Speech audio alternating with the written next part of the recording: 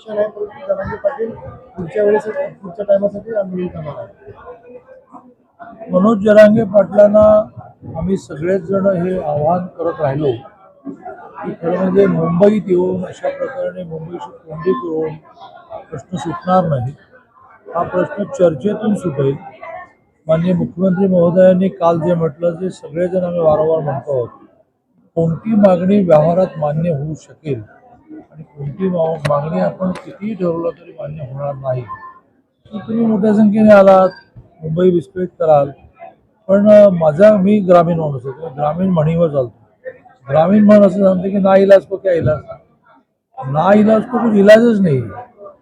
जर सुप्रीम कोर्टाने असं म्हटलेलं आहे की कुणबी नोंद, नको कुणबी कुठल्याही जातीची नोंद सापडल्याशिवाय आपल्याला दाखला देता येतो आणि दाखला दिला तर तो पुढे व्हेरिफिकेशनमध्ये टिकत नाही. आपल्याला एवढंच समाधान हवं आहे का तिथला दाखला तर मिळवा. आणि ज्यांच्या नोंदी सापडल्या अशा जवळजवळ 58 लाख मराठा समाजातल्या नागरिकांना नोंदी सर्टिफिकेट मिळालंय. नोंदी सर्टिफिकेट द्यायचं नाही असं कोण म्हणत नाही. पण निवृत्त न्यायाधीश शिंदेची कमिटी अपॉइंट केली, ते तर गेले 2 वर्ष यावरच काम करत आहे. अनेक वेळेला हैदराबादला गेले, अनेक वेळेला साताराला आले, हैदराबाद गॅझेट पाहताय, त्यातून जेवढ्या नोंदी सापडत आहेत त्यांना दाखले मिळत आहेत. तर माझी मनोज जरांगे पाटलांना हात जोडून विनंती आहे की असं ज्या आंदोलनामध्ये सुप्रीम कोर्टाच्या निर्णयामध्ये थोड्या मर्यादा आहेत, तर असं मुंबई विस्कळीत करण्यातून उलट आंदोलनाबद्दल टीका निर्माण होते. सर्वसामान्य मुंबईकर त्याचा काय दोष आहे? त्याला संध्याकाळी ऑफिस सुटल्याने घरी पोचायचं, मुलं वाट बघतायत, महिला आहेत. त्यामुळे स्वतः माननीय मुख्यमंत्री महोदय संपर्क वेळ मर्यादा जर त्यांनी नाही ऐकली तर त्यांच्यावर कारवाई होणार नाही. हे काही मी सांगू शकत नाही. याचं कारण न्यायालयाने परवानगीच नाकारली.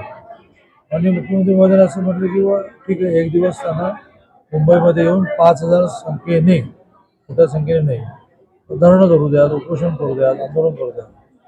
त्यानंतर त्याने एक्सटेंड करायचं ठरवलं. न्यायालयाने मुख्यमंत्री महोदय ठरवलं.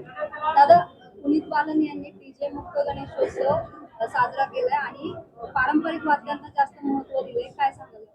नाही, मी 14 ते 19 कोल्हापूरच्या पालकमध्ये असताना कोल्हापूर जिल्ह्यामध्ये 100% डॉल्बी मुक्त गणपती केला. त्याला विश्वास नांगरे पाटील आजी होते, खूप दोघांनी ताकदीने ते केलं. खूप म्हणजे नाराजी झाली. त्यामुळे राजकीय फटकाही खूप असतो. राजकीय स्वार्थासाठी आपण समाजाचं स्वास्थ्य किती बेटीस धरणार. त्यामुळे पुनीत बालन हे खूप चांगले इंडस्ट्रियलिस्ट आहेत. त्यामुळे त्यांना त्यांच्या व्यवसायाची भीती आहे किंवा अशी मंडळं आपल्या विरोधी केली तर काय, मंडळ जशी विरोधी जातील म्हणजे समजावून सांगितलं जाणार आहे ना, जातील.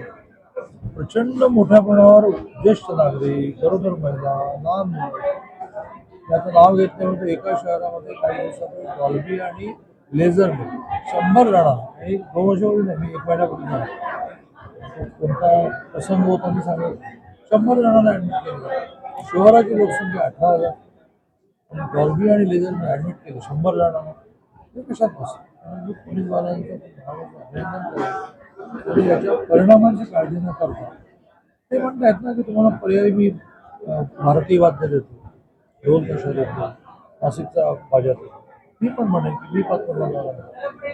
पण डॉल्बी आणि त्याचे नवीन काहीतरी एक प्रकार आला आहे की तो स्वस्त मिळतो, जास्त कानाला त्रास होतो. काय म्हणतो?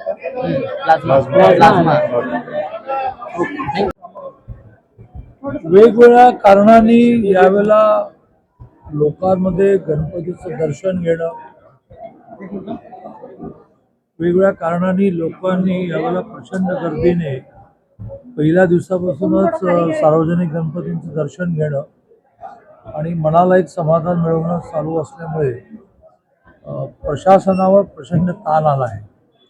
ते त्यांच्या परीने करतात प्रयत्न, पण शेवटी असा भाविक हा शिस्तही पाळतो.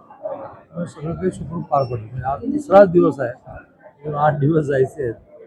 त्यामुळे दरवर्षी मीच नाही तर उद्या आमचे राष्ट्रीय अध्यक्ष जगत प्रकाश नड्डा येणार आहे. आज आणि उद्या 2 दिवस 1400 परदेशी विद्यार्थी जे वेगवेगळ्या कॉलेजमधून शिकतात, ते ग्रुपने आज निम्मे आणि उद्या निम्मे सगळ्या सार्वजनिक गणपतींचं दर्शन घ्यायला आणि ही सगळी परंपरा समजून घ्यायला येत आहे.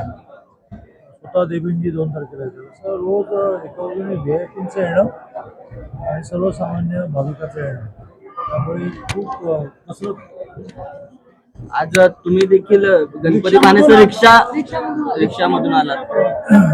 रिक्षा सुद्धा कशी या गर्दीतून जाणार हा प्रश्न आहे.